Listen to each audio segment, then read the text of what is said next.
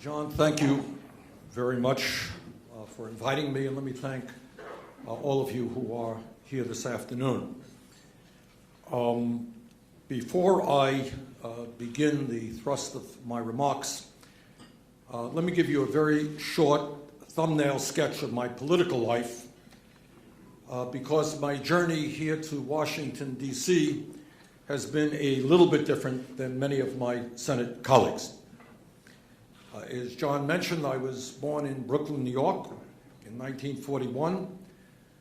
My father came to this country from Poland at the age of 17 without a penny in his pocket and without much of an education, and I always think back about the extraordinary bravery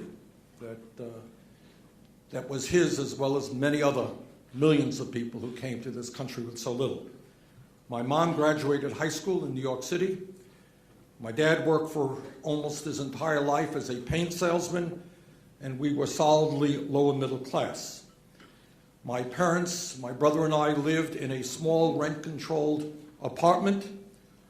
My mother's dream was to move out of that small apartment and own a home of her own. She died young, and she never fulfilled that dream.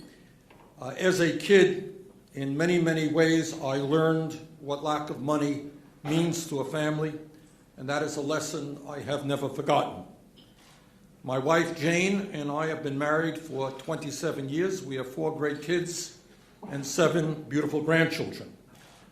And without trying to be overly dramatic about it, what motivates me politically, why I do what I do, is to make sure that these kids and all of our children can live in a wonderful country and a wonderful world.